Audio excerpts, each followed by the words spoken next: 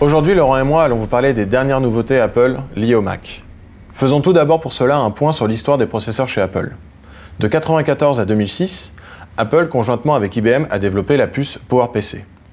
Depuis 2006, Apple a décidé de travailler avec des puces Intel afin de conquérir de nouveaux marchés, qu'ils soient grand public ou professionnels de tous horizons.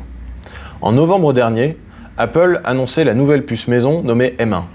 Celle-ci va équiper 3 nouvelles machines, le Mac Mini, le MacBook Air et le MacBook Pro. Dès la sortie des Mac M1, Econocom en a commandé plusieurs afin de mener des tests pour appréhender ce changement.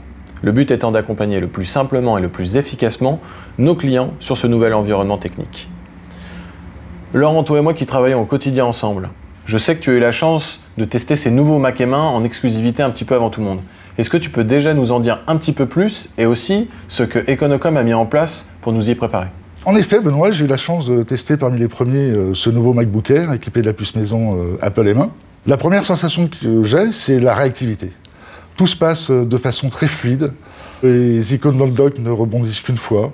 Le ballon de plage, c'est quelque chose qu'on ne voit plus.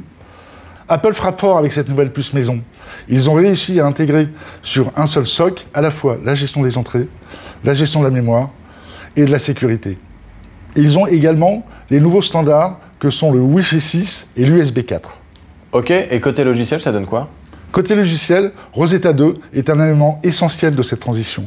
Il va permettre de traduire à la volée les instructions x86 pour les rendre compatibles avec les nouveaux processeurs équipés de la puce ARM M1 Apple.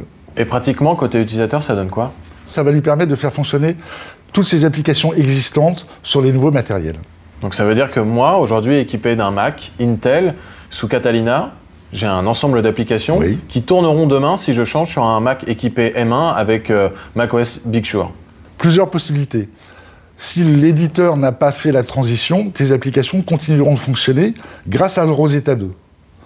Si l'éditeur a fait son travail, il a rendu son application compatible avec les deux environnements, à la fois Intel et ARM, dans ce cas-là on parle d'application universelle, soit il a carrément optimiser son application pour ces nouveaux processeurs, et là on parle d'application silicone. Donc par exemple, la suite Office fonctionne dès aujourd'hui sur les Mac équipés M1.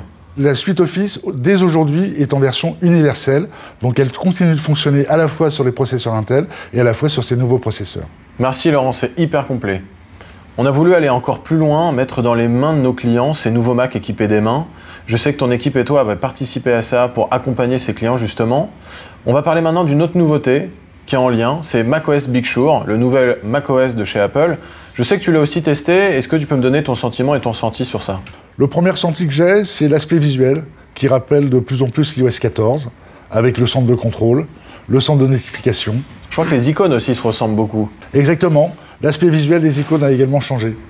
Une autre chose qu'apporte macOS Big Sur, c'est un Safari plus personnalisable, avec la possibilité de traduire à la volée des sites web en gardant l'aspect visuel de ces sites. Ça veut dire qu'en baladant sur le web, en allant sur une page russe, chinois, peu importe, une langue que je ne maîtrise pas, Safari va automatiquement traduire le texte en gardant la mise en page.